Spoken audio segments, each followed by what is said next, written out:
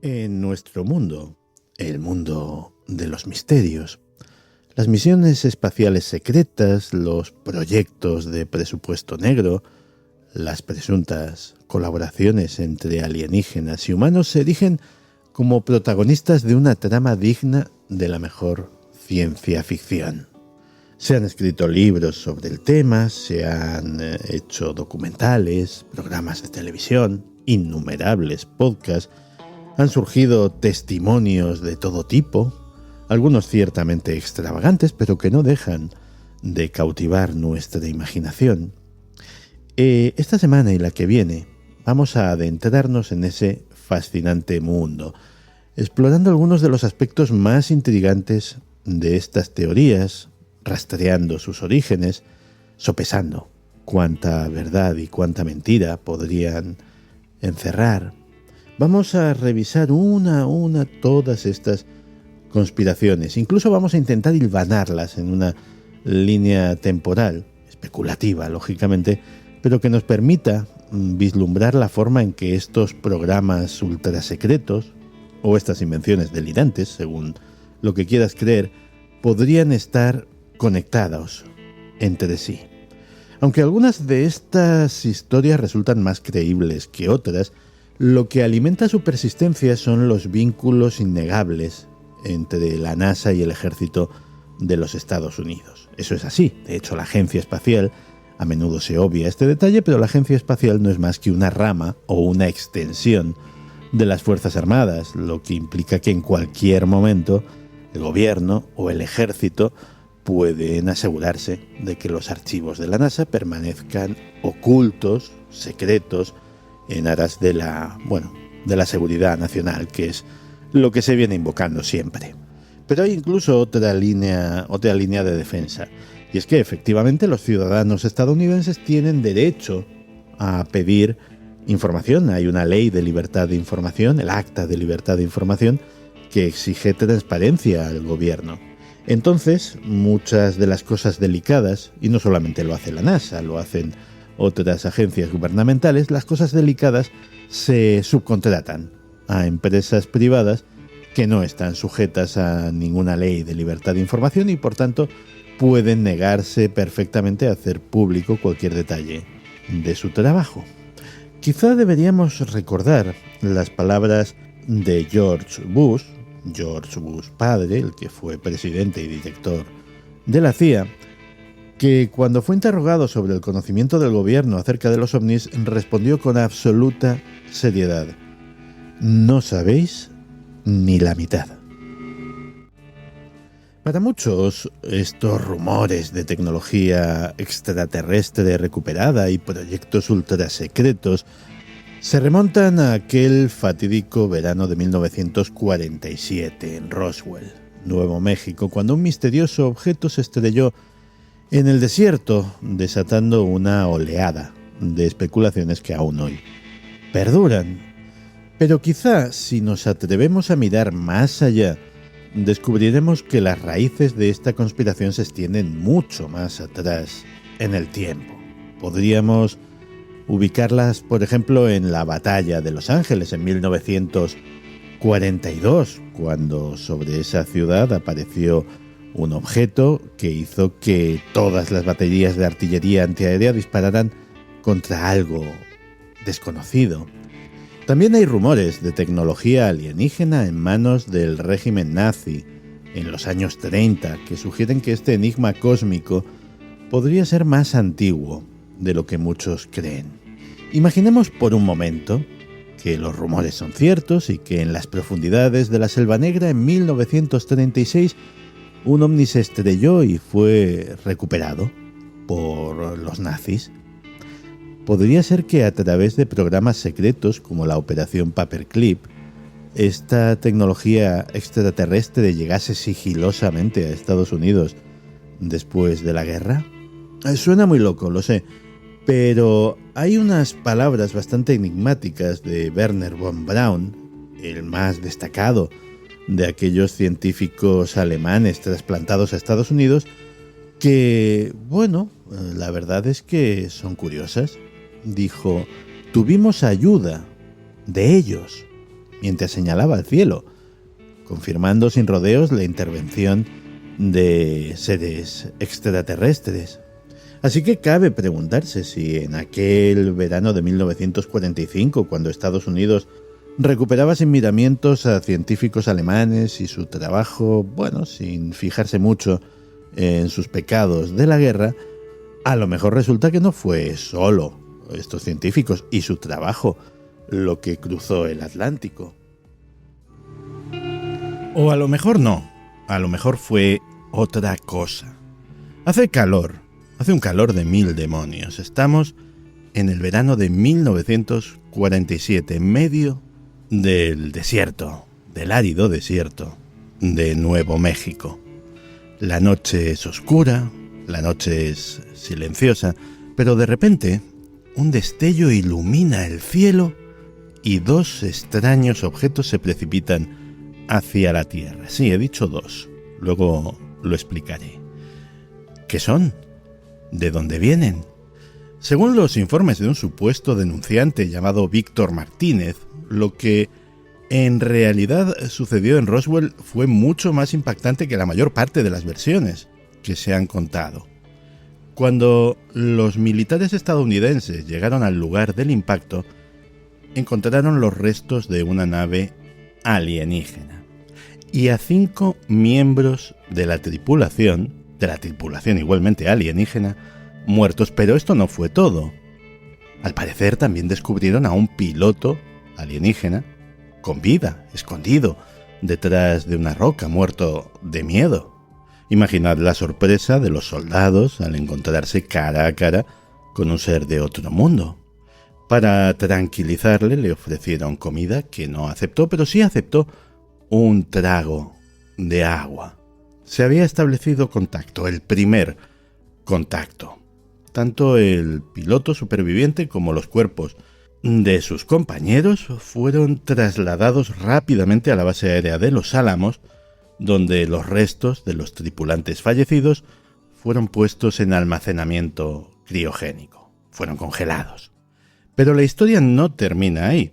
Según la versión de Víctor Martínez, una segunda nave se estrelló en el desierto, pero no fue descubierta hasta 1949, 2 años después del incidente inicial de Roswell. Pero la historia de Martínez va bastante más allá. Según él, el humanoide superviviente estuvo vivo hasta 1952 y en ese tiempo consiguió no solamente comunicarse, establecer comunicación con los seres humanos, sino hacerse entender lo suficiente como para colaborar con los científicos del ejército a la hora de realizar ingeniería inversa con los restos de la nave. Esta colaboración fue de hecho tan fructífera que cuando el pobre humanoide pasó a mejor vida en 1952, los científicos estadounidenses ya sabían lo suficiente, habían cogido los rudimentos de la tecnología alienígena como para continuar los trabajos por su cuenta. Y aquí es donde la cosa comienza a ponerse realmente rara y comienzan a colisionar algunas de las teorías o historias o incluso leyendas del folclore ovni. Por un lado está Martínez, que afirma que los programas de ingeniería inversa continuaron y que fruto de esos trabajos se consiguió reparar un dispositivo de comunicación de los alienígenas. Y claro, si tenemos una radio para hablar con los alienígenas, ¿quién se resiste a apretar el botón y ver qué pasa? Bueno, pues según Martínez, esto se llevó a cabo en 1964 y supuso el inicio del contacto con una raza extraterrestre conocida como los Evans. Hubo cierto intercambio y finalmente dijeron, oye, ¿quedamos? Vale, pues quedamos, y se celebró una reunión en una base aérea no desvelada de Nuevo México. Los Evans automáticamente, nada más descender de su nave, dijeron que su principal propósito era recuperar a sus muertos, lo cual les honra.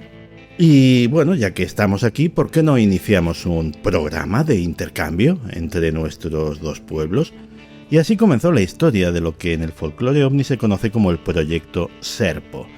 El Proyecto Serpo supuso que 12 astronautas o 12 estadounidenses regresaran con los alienígenas a su planeta, el planeta Serpo, de ahí el nombre, y a cambio, pues en la Tierra se quedaría otro alienígena para ayudar a los humanos pues a destripar la nave de Roswell.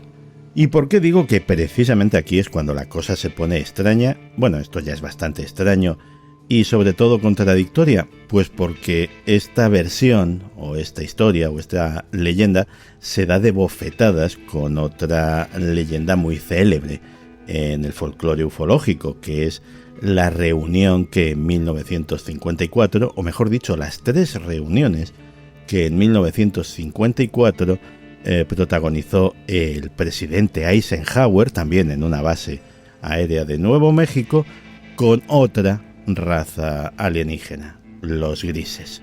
A ver, esto no encaja, estas dos historias no encajan muy bien, porque, bueno, podrían haber tenido ambos encuentros lugar en la realidad, o son fragmentos de una verdad más compleja, más desconcertante, o son invenciones, son 2 operaciones de desinformación como 2 catedrales.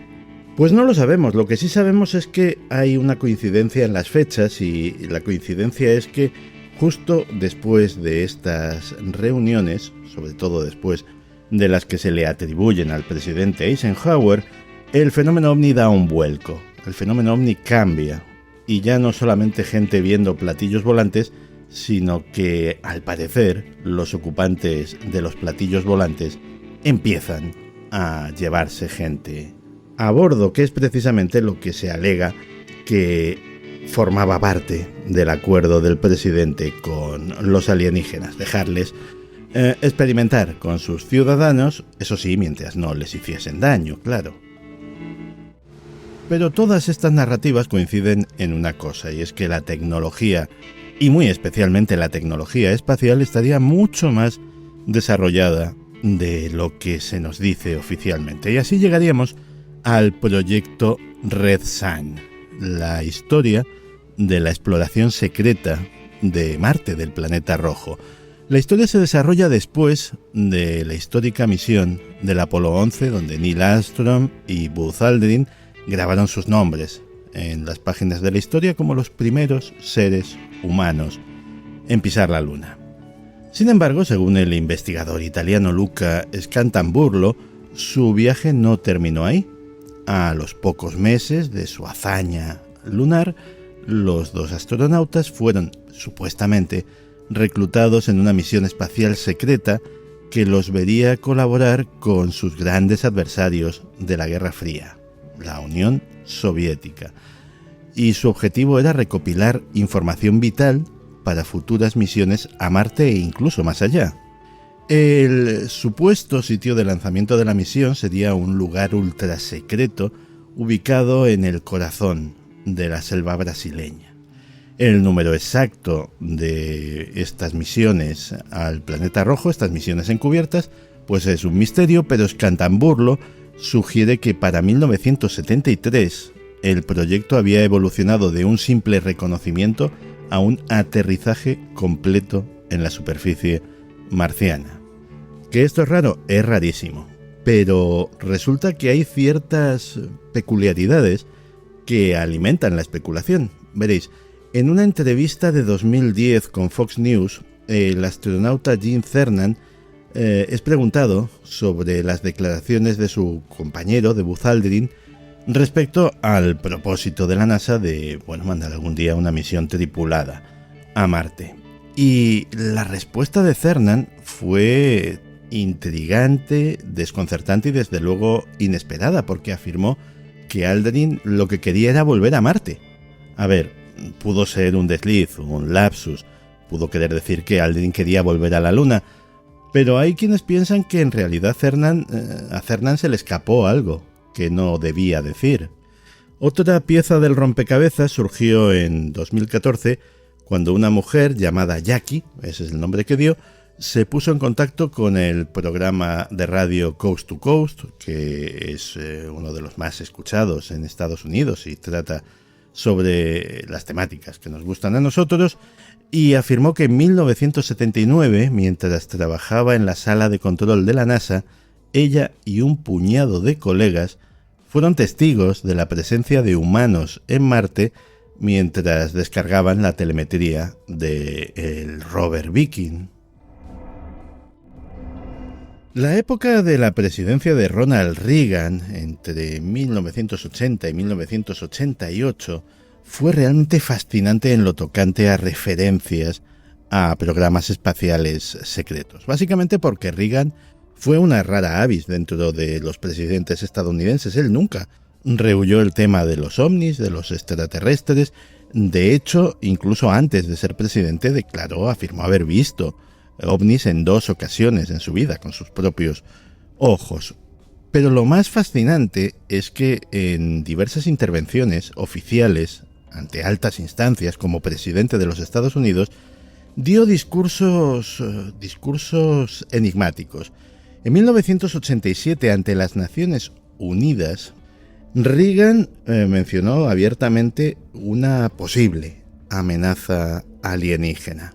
Ya algunos en aquella época se quedaron asombrados porque la referencia es asombrosa y pensaron que aquello podía ser una especie de mensaje codificado para los que sabían, para los que estaban en el ajo, del inicio de la fundación de una flota espacial ultrasecreta por parte de las Naciones Unidas.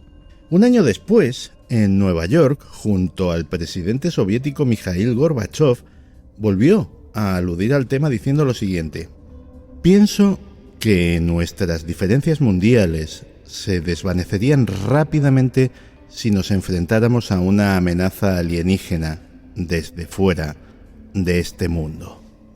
Un comentario también ciertamente peculiar, pero quizá la cita más intrigante de Reagan sobre el espacio no fueron palabras pronunciadas, palabras recogidas en discursos, sino escritas en su propio diario personal en la Casa Blanca, que se conserva en la Biblioteca Presidencial Ronald Reagan. En abril de 1985 hizo la siguiente anotación: he almorzado con 5 importantes científicos espaciales. Fascinante. El espacio es realmente la última frontera y algunos desarrollos en astronomía, etc., parecen ciencia ficción, pero son reales. Supe que nuestra capacidad es tal que podríamos poner en órbita a 300 personas. 300 personas en órbita son muchas personas en órbita y una hazaña de momento imposible con los medios actuales, a no ser que se dedicasen ingentes recursos a ello. Pero Ronald Reagan decía que en su época ya se podía hacer, y lo hacía en un documento íntimo que no estaba hecho para la difusión pública. Entonces, ¿qué pasaba? ¿Que los científicos engañaban al presidente, o que el presidente no entendía lo que le decían, o que en 1985 se podía poner en órbita a 300 personas mediante medios desconocidos? Pero sin duda lo más relevante de la presidencia de Ronald Reagan en cuanto al tema que estamos tratando hoy es que en 1983 Reagan lanzó la Iniciativa de Defensa Estratégica, la conocida como popularmente Guerra de las Galaxias. Oficialmente se trataba de un plan muy ambicioso para proteger a Estados Unidos desde el espacio de un ataque nuclear soviético. Pero hubo quien pensó que este proyecto ocultaba otra cosa. Ocultaba la creación de una fuerza de defensa espacial contra amenazas procedentes de fuera de la Tierra. Claro, con esta teoría en mente, las palabras sobre amenazas alienígenas en sus discursos, pues parece que cobran un significado diferente, un significado nuevo. De hecho, el autor Whitley Strieber afirma en su libro Breakthrough haber tenido acceso a un documento secreto que revelaba que la corporación AT&T desarrollaba activamente armas de defensa contra extraterrestres. Y siempre ha habido rumores de que existían proyectos de presupuesto negro que desviaban de forma deliberada fondos a proyectos de armas en órbita que pudieran derribar ovnis. Lo más probable es que todo esto sea una fantasía, pero hay cosas intrigantes. Por ejemplo, las palabras que dirigió Reagan a Steven Spielberg tras una proyección especial de E.T. en la Casa Blanca. Después de la película, Reagan le comentó a Spielberg, dice, hay 6 personas en esta sala que saben cuán cierto es realmente todo esto. Dentro de todo este entramado de teorías de conspiración, hay una que enlazaría esta iniciativa de defensa estratégica, el proyecto Guerra de las Galaxias, con otro proyecto, con otro programa mucho más secreto, el proyecto Solar Warden. Si ya os pudo sonar más o menos raro que alguien asociase algo que a fin de cuentas existe, como es esa iniciativa de defensa estratégica con un plan para defendernos de los alienígenas, lo de Solar Warden es directamente, la película que emocionó a Spielberg. Nunca mejor dicho en este caso, porque es un escenario en el que más allá de las estrellas que vemos en el firmamento nocturno, se ocultaría una flota de naves espaciales de origen humano, de vigilantes silenciosos de las fronteras de nuestro sistema solar. Una flota compuesta por varias naves nodriza y otro conjunto de naves más pequeñas que serían de fabricación humana, utilizando tecnología obtenida de los alienígenas. Pero claro, ¿cuál es la conexión? ¿O cuál sería la conexión con el proyecto Star Wars? Pues los que defienden esta teoría dicen que el proyecto Solar Warden se realizó en paralelo, aprovechando el velo de secretismo que rodeaba a la iniciativa de defensa estratégica, desviando presupuestos y creando esta flota completamente en secreto. William Tompkins, un supuesto denunciante interno, afirma haber participado en la construcción de estas naves y que se utilizó para ello planos telepáticos, planos proporcionados por enigmáticos extraterrestres benevolentes.